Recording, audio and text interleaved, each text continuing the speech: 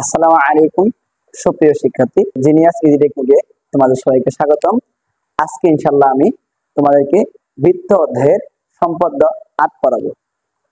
এখন এই সম্পদ 8-এ বলা হয়েছে ও কেন্দ্রস্থিত বৃত্তে বাইরে একটি বিন্দুতে স্পর্শক আঁকতে হবে। এর অঙ্কন প্রক্রিয়া আমরা দেখে আসি।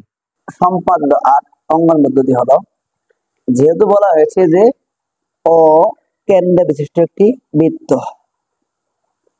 আমরা আগে এই ও কেন্দ্র বিশিষ্ট বৃত্ত এঁকে নিলাম, যার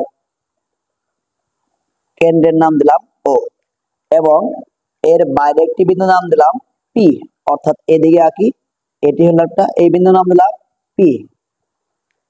আমাদেরকে বলা হয়েছে ও কেন্দ্র বিশিষ্ট একটি বৃত্তে পি হলো একটি বহিস্থ বিন্দু, এর দুইটি স্পর্শক আঁকতে হবে, অর্থাৎ আমরা এর নাম দিলাম ও, এর নাম দিলাম কি পি। এরপর আমরা ও পি যোগ করে নেই। যোগ করার পর ওপি রেখার মধ্যবিন্দু এম নির্ণয় করি, অর্থাৎ অর্ধেকের চেয়ে বেশি ব্যাসার্ধ নিয়ে উপরের দিকে এবং নিচের দিকে দুইটি করে বৃত্তচাপ আঁকি। এখন দেখা যাবে যে এই ওপি রেখার মধ্যবিন্দু এটি, যার নাম দিই আমরা এম। আচ্ছা, এখন এম কে কেন্দ্র করে ও এম এর সমান ব্যাসার্ধ নিয়ে উক্ত বৃত্তের মাঝে আরেকটি বৃত্ত আঁকি।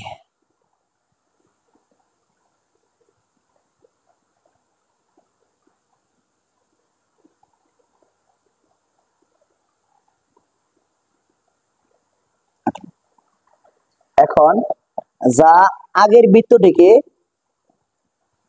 এ, এই বিন্দুর নাম দিলাম এ, এই বিন্দুর নাম দিলাম বি, যা আগের বৃত্তটিকে এ ও বি বিন্দু থেকে করে ছেদ করে, অর্থাৎ নতুন অঙ্কিত বৃত্তটি আগের বৃত্তটিকে এ ও বি বিন্দু থেকে করে ছেদ করে।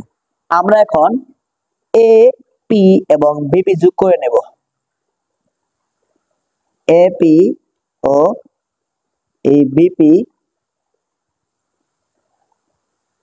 যোগ করে নেব। এখন এই এপি এবং বিপি হলো আগের বৃত্তটির বা অকেন্দ্র বিশিষ্ট বৃত্তটির কি একটি দুইটি স্পর্শক, অর্থাৎ বহিস্থ বিন্দুতে কি স্পর্শক। এখন আমাদেরকে দেখতে হবে যে এই কোণটি 90 ডিগ্রি করার জন্য এই ও বি এবং এই ও এ যোগ করে নিতে হবে। তাহলে দেখা যাচ্ছে এখানে ও কেন্দ্রস্থ কোন বৃত্তের বহিস্থ কোন বিন্দুতে স্পর্শক আঁকার প্রক্রিয়া তোমরা এভাবে সুন্দর করে অঙ্কন করতে পারবে। অঙ্কনের বিবরণ সমূহ, এখানে ও কেন্দ্রস্থ একটি বৃত্তের পি হলো একটি বহিস্থ বিন্দু। এখন আমরা প্রথমে ও পি যোগ করে নেব। ও পি যোগ করার পর এই ওপি রেখার মধ্যবিন্দু এম অঙ্কন করব।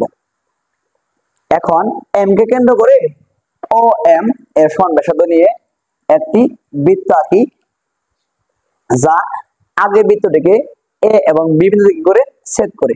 এরপর এপি এবং বিপি যোগ করি। যোগ করার পর এটি হলো এই বৃত্তের দুটি কি স্পর্শক। এখন যেহেতু এখানে 90 ডিগ্রি করার জন্য এখানে এটা যোগ করে নেওয়া হয়েছে। আশা করি সবাই বুঝতে পেরেছো। আসসালামু আলাইকুম।